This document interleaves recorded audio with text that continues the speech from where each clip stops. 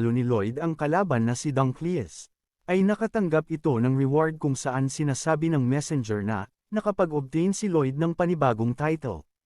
Kung saan ang power ng title na ito ay ang pagiging immune sa hypothermia kahit gaano pa kalamig ang panahon na maranasan nito.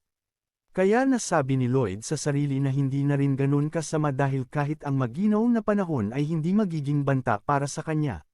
Samantala pagtingin ni Lloyd sa likuran niya ay nakita niya ang mga demonyo na nakaluhod sa kanya. Nagtanong si Lloyd kung ano ang ibig sabihin nito. Sinabi naman ng isang demonyo na, ikaw ang pinakasiraulong tao sa mundo, at lahat kami na nandito ay humahanga sa katangian mong iyon.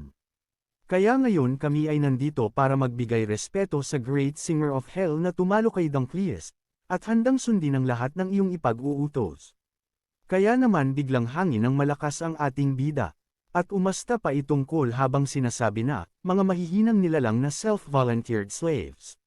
Bagamat ininsulto ni Lloyd ang mga ito ay tila naging masaya pa ang mga demonyo, kung sabagay taliwas naman talaga ang ugali ng demonyo sa mga anghel.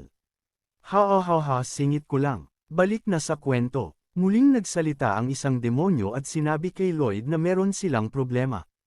Kaya tinanong ito ni Lloyd kung ano naman yon. Sinabi ng demonyo na, yung gate na binuksan mo, sobrang lamig ng simoy ng hangin na nanggagaling doon kaya kaming mga nakatira dito sa impyerno ay hindi komportable. Ha, yung gate, malamig na hangin. Tanong ni Lloyd na tila maang-maangan ang itsura. Kaya yung demonyo ay tila natulala, habang si Lloyd ay patay mali siya lamang. Mayabang kasi may cold resistance na siya, sabay sabi ni Lloyd na wala na siyang pakialam pa dito. Sabay utos na magtrabaho ang mga ito saka umalis. Tila nanlumo naman ang mga demonyo dahil binaliwala lang sila ni Lloyd at talagang ipinapakita nito na wala siyang pakialam sa mga ito. Pero dahil sa pangit na pag-uugali na ipinapakita ni Lloyd sa kanila ay mas lalo pa nilang nagugustuhan si Lloyd. At dahil sa nakuha na ni Lloyd ang loyalty ng mga demonyo ay sinabi nito sa sarili na, ito na ang oras para tapusin ang kanilang construction project. Habang ang Red na Lloyd naman ay sumisilip mula sa damit ng ating bida ay napapaisip ito kung agad-agad ba ay magtatrabaho na si Lloyd. Kaya napapatanong din ito sa sarili kung kailan kaya siya balak tulungan ni Lloyd. Habang pinagmamasdan ni Lloyd ang lawa ng lava ay sinabi nito na, kung sila ay tatawid doon ay maaaring madelay ang kanilang construction ng 2 araw, kaya nakaisip ito ng isang malupit na idea. Na kung saan ipinaubaya na niya ito kay Draghi. Sa isang malakas na pag-ihip ni Draghi ay mabilis naman na naglaho ang mga lava kaya maging ang mga alaga nitong summon ay namangha sa ginawa ni Draghi. Sunod naman na iniutos ni Lloyd na patagin nito ang lupa. Habang sila Pudong, Bibeong, Hamang, at Banggol ay nakatingin lang sa mga ginagawa ni Draghi. Sunod-sunod ang mga iniuutos ni Lloyd dito na mabilis lang na natatapos ni Draghi kaya naman masayang-masaya ang mag-ama. Samantala ang mga summon naman ni Lloyd ay tila nagseselos sa nakikita na pagiging masaya ng dalawa. Kaya habang nagpapahinga si Draghi ay nilapitan ito ni Pudong, at sinabi ni Pudong na Pudong, Pudong dong dong pupudong pudong ha, na ang ibig sabihin ay, nayayabangan sila sa ikilos ni Draghi dagdag pa ni Pudong na hindi porket malakas ito ng konti sa kanila, ay magyayabang na ito dahil ang edad ang basehan kung sino ang boss dito. Pero di naman nagsalita si Draghi at lumingon ito kila Pudong na tila naglalaway. Makikitang nagtataka naman si Pudong pero nang ibinaba ni Draghi ang ulo nito ay mabilis na sumakay ang 4 sa likod ni Draghi. At saka ito lumipad. Makikita na. Naging masaya naman sila Pudong, Bibeong, Hamang at Banggol at mula noon ay natanggap na nila ito bilang bago nilang kasama. Nasurpresa naman si Lloyd habang pinapanood ang mga alaga nito dahil sa magaling na pakikasama ni Draghi. Pero maya-maya ay lumapit dito ang Red na Lloyd at galit na tinatanong si Lloyd kung balak ba niya itong scamin. Ano na naman yang pinagsasabi mo? Tanong ni Brown na Lloyd. Di ba sinabi mo na tutulungan mo ako? Pero bakit puro construction lang ang inaatupag mo, balak mo lang ba takbuhan ang mga sinabi mo? Dahil doon ay inilapit nito ang kanyang mukha na tila ng asar na naman si Lloyd at sinabi na, kung gawin ko man iyon may magagawa ka ba? Wag mo nga masyadong ilapit sa akin yung mukha mo, nakakatakot kasi sobrang pangit. Sabi ng Red na Lloyd, alam mo naman na ikaw ang may-ari ng pangit na mukha na ito tama ba? Alam mo salamat sa iyo dahil napaka-malas ko sa mga babae, napakasama wala man lang romance na nangyayari dahil sa mukhang ito. Sabi ni Brown na Lloyd. Romance mo yang sarili mo. Kaya lang naman pangit yang mukha mo kasi pangit din yang kaluluwa mo at masama ang ugali. At nagkatitigan ang dalawa ng ilang saglit, pero biglang nandiri ang dalawa at sabay na sinabi na, umalis ka nga sa paningin ko ang pangit mo. Pagkatapos nun ay sinabi ni Lloyd na, hindi mo ba nakikita kung gaano pa ako ka-busy? At saka hindi ko pa alam kung paano kita matutulungan, sa palagay mo ba ganun lang kadali iyon? Pero galit na nagsisisigaw ang Red na Lloyd at sinasabi na, sinasabi ko sa'yo na ang trabaho mo ay isipin kung paano mo ako matutulungan dahil ikaw rin naman ang sumira ng buhay ko. Ang pamilya ko at lahat ng assets na mayroon ako kinuha mo yun lahat. Pero natahimik ito bigla nang sabihin ni Lloyd na, sa totoo lang ay wala akong kinuha sa'yo na anumang bagay. Dahil ikaw ay mamamatay sa pagkalason sa palaging pag-inom ng alak kung hindi ako napunta dito sa katawan mo. Yung tatay, nanay at maging si Julian lahat sila ay mamamatay rin. Tila nagulat naman ang Red na Lloyd sa narinig. Dagdag pa ni Lloyd na mas dapat pang magpasalamat si Red na Lloyd sa kanya dahil siya ang nagligtas sa mga ito, pero si Red na Lloyd ay nagsisisigaw ulit at sinabi na, puro ka kasinungalingan, sa tingin mo ba maniniwala ako sa mga pinagsasabi mo? Nang biglang dumating ang King of Hell na si Hellcarros at sinabi na, lahat ng sinasabi ni Brown na Lloyd ay totoo. Sinabi din nito na, nakatadhana si Lloyd Frontera na magkaroon ng walang saysay na buhay, na kung saan puro pasakit lang ang hatid nito at di ito makakatanggap ng kahit anong atensyon kanino man, saklap pala sana talaga ng buhay ng tunay na Lloyd. How sad! Samantala napapatanong si Lloyd sa isip nito kung gaano kaya karami ang nalalaman ni Hellcarros. Kaya naisipan nito na magtanong.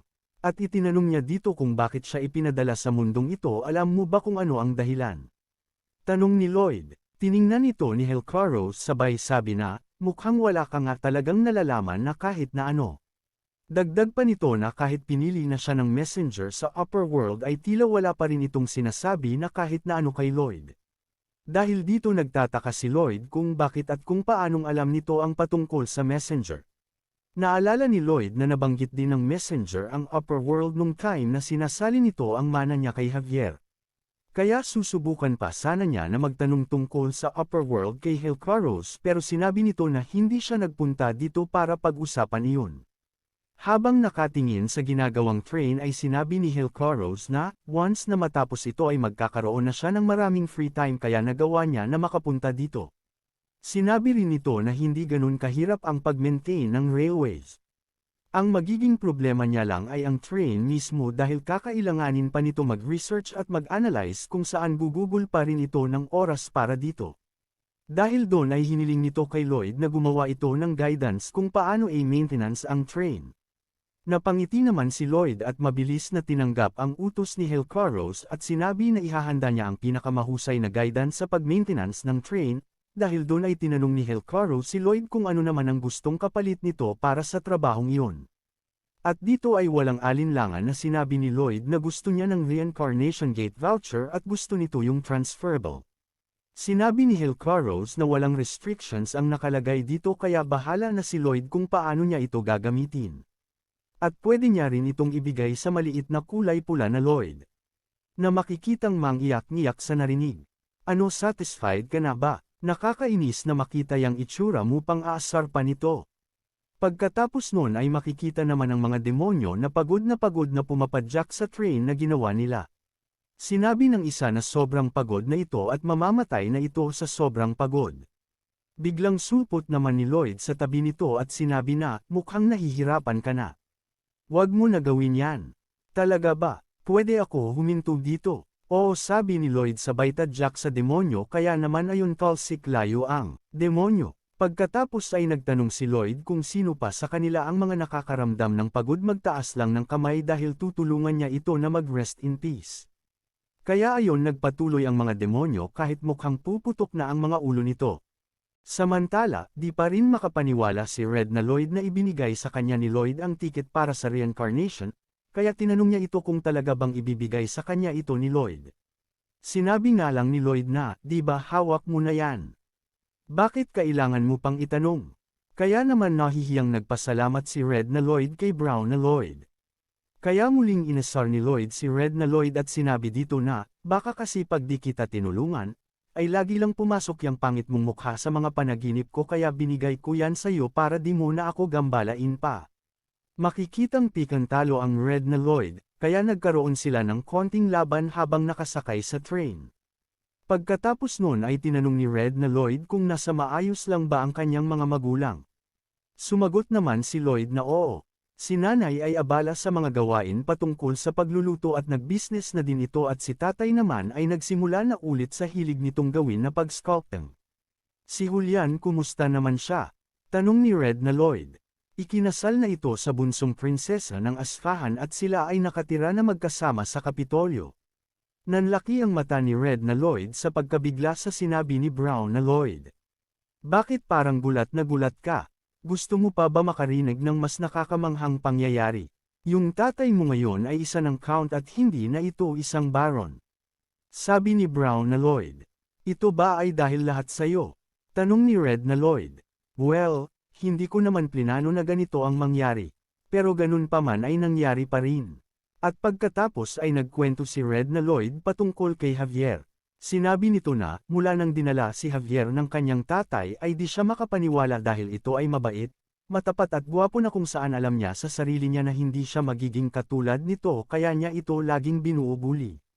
Matapos nun ay nakiusap si Red na Lloyd kay Brown na Lloyd na sabihin kay Javier ang paghingi nito ng sorry sa pagsira ng kahoy na espada ni Javier.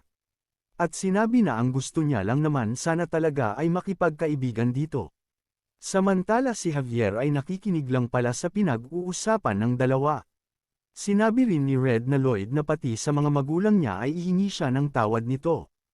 At nang sila ay makarating sa gate ng reincarnation ay sinabi ni Red na Lloyd na kung siya ay ma-reincarnate bilang tao ay. Pero di pa ito natatapos sa sasabihin ay agad naman itong tinadyakan ni Lloyd kaya nagalit ito kung bakit siya tinadyakan ni Brown na Lloyd. Pero sinabi nga lang ni Lloyd na ayaw na nito makarinig ng kung ano pang kadramahan na sasabihin nito. Sinabi ni Red na Lloyd na kapag siya ay na-reincarnate ay magtatrabaho ito ng maigi para hindi siya may kukumpara kay Brown na Lloyd. At higit sa lahat na kapag siya ay ipinanganak bilang isang tao ipinangako nito na ang lahat ng nasa paligid niya ay magiging masaya na isinilang siya. Napangiti naman si Lloyd at sinabi na, sige subukan mo. Pero ngayon palang sinasabi ko na sa'yo na di yun magiging madali. Hanggang sa tuluyan na nga na maglaho si Red na Lloyd. Kaya nakangiti na sinabi ni Lloyd na mission accomplished. Oras na para kunin ang aking reward. At dito nga ay pinakawala na ni Helcaros ang kaluluwa ni Aunt Aqueous at pagkatapos ay mabilis itong naglaho. Kaya napapaisip si Lloyd kung paano niya makukuha ang kanyang reward na Dragon King membership mula dito.